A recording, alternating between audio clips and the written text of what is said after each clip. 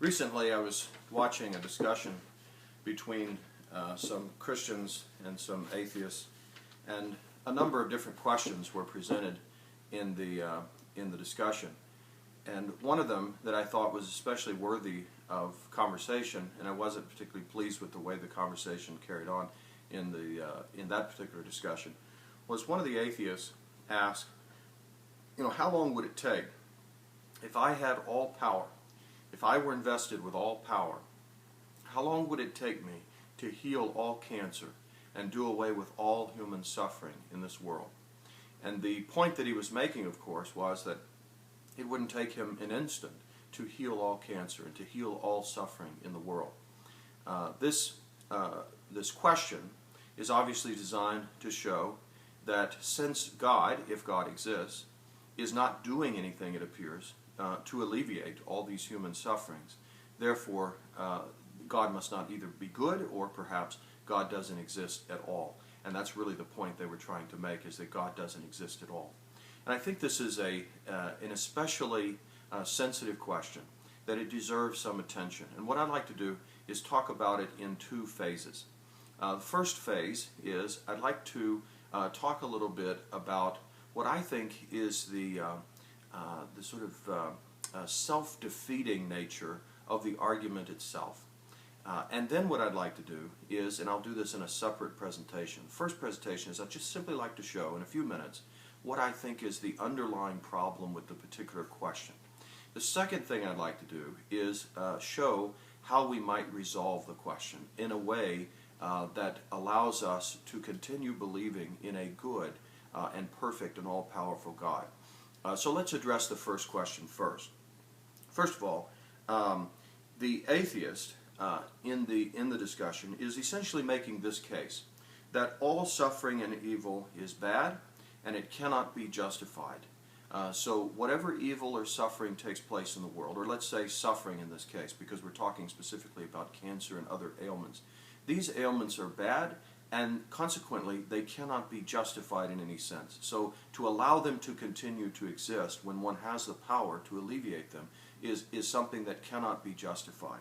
I want you to notice that in this particular line of reasoning, that if God does not exist, let's follow the argument through. If there is no God, because of the evils that exist in the world and the suffering that exists in the world, if there is no God, then there is ultimately no basis for human meaning or any kind of overarching good. What I mean by meaning is, if something is meaningful, then it can be brought into interconnection with something bigger or beyond itself. Usually when we say, does my suffering have any meaning? What we mean by that is, does it have any higher purpose? Is there any higher good that is being achieved by this?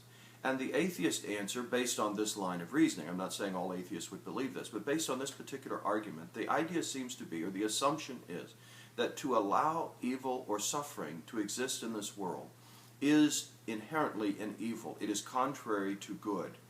Now, the argument itself obviously is very emotional, especially emotionally based, especially to people who have experienced great suffering, and both atheists and theists alike have experienced or do experience suffering.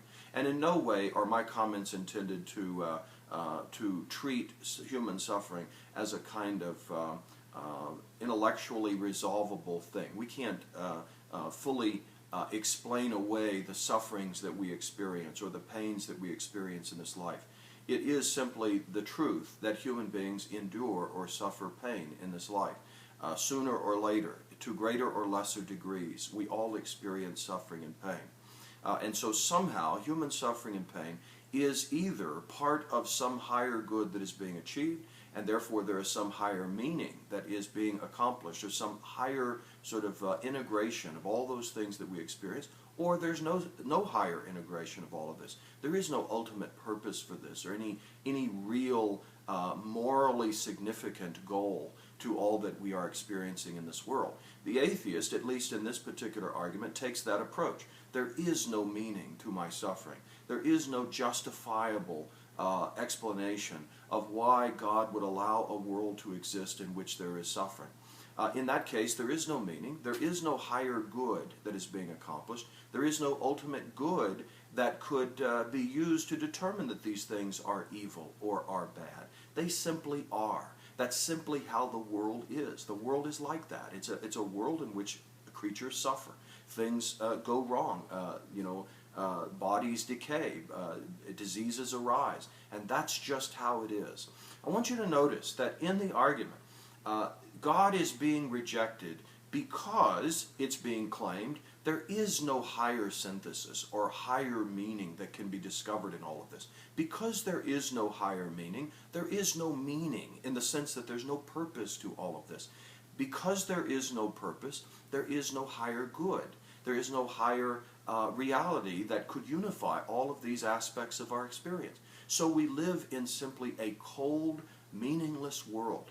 We live in a world in which there is no purpose to anything we experience. There is no ultimate embrace of love. There is no ultimate redemption from the sufferings of this world. There's no ultimate consolation from all of this in a life to come, which atheists themselves, at least I've heard, wish that there were such life. They wish that there were an ultimate remedying or solving or healing of the pains that we experience as human beings. But what the atheist chooses to say is that it is impossible to reconcile human suffering with some higher purpose or some higher good. I would suggest to you that as much as their pain is real, and I understand it, and that's why it's very difficult to give a quick answer or explanation to these kind of questions, but I would suggest this, that in our own personal lives, we discover that as our journey goes on and our experience widens, and as our thinking grows, we often discover that there are ways of understanding things that we previously did not understand. Take, for example, a small child that is disciplined by its parents because the parent won't allow it to do something that the parent sees as harmful to the child or not helpful to the child, and so the child is punished. As they get older, they discover that they punish their own children the same way, even though when you're a child, you don't appreciate the punishment, or you think you know better than your parents. Or the same thing perhaps with a with a teenage child. You know, they're told by their parents that they can't do something, and they think they know better, or they think they have a better a way of approaching it or a better insight. The parent sees things from a wider or broader perspective than does the child. And so as the child grows, they see that larger purpose that's being accomplished that they may not see at the time, that they're suffering or that they're going through something that perhaps is undesirable to them or whatever.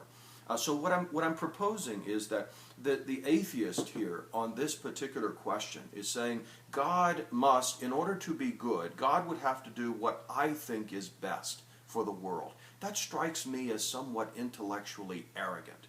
To say, I know what an all-powerful, all-good God should do with a world like this, is to assume that my feelings about what is good, or my feelings about what is best, truly is a perspective that integrates everything and explains everything about reality. There might be something the atheist doesn't see. It might be that the allowance of suffering, or the allowance of struggle in human experience, or pains in human experience, perhaps serves some higher good. Perhaps even the child that suffers horribly in this world, that suffering is a brief moment compared to perhaps the eternal reward that follows that. Now the atheist, of course, rejects that eternal reward, and I understand that. But if that is a piece of meaningful information to add to the other, so that perhaps the suffering of the child, as painful as it is for us to endure such things, and in our own lives, the pain that we experience perhaps is part of a cosmic and eternal contrast that we will experience in our eternal life, in which we will contrast the pain of the moments of this world with the unending happiness in union with God. And perhaps that's what makes us who we are, and it gives distinctive character to who we are as human beings. Furthermore, I would add one quick point, and then I'll pick it up in another presentation. One other quick point here. The atheist is assuming that the highest good that we could achieve if we had all power is remedying human suffering and physical suffering, and that is the highest sort of action that a person could accomplish if they had all power. Maybe that's not the highest good. Maybe there's something even greater than the physical balance or the physical well-being of the body now. Maybe there are higher things. Maybe the goal of becoming a virtuous person that is facilitated sometimes by suffering. Maybe the goal of having a deeper sense of life as a gift, as a fragile gift that I don't have any any right to, but that has been given to me as a gift. Maybe suffering in the world enhances the depth of human experience, enhances a sense of that something is greater than just having good bodily health. Maybe the atheist is thinking about something that is only relatively good in view of something even better. And if that's the case, then I think the possibility that God exists and yet is still good, perfectly good, and all-powerful, is a perhaps reasonable position. And I will argue in the next presentation that in fact it is.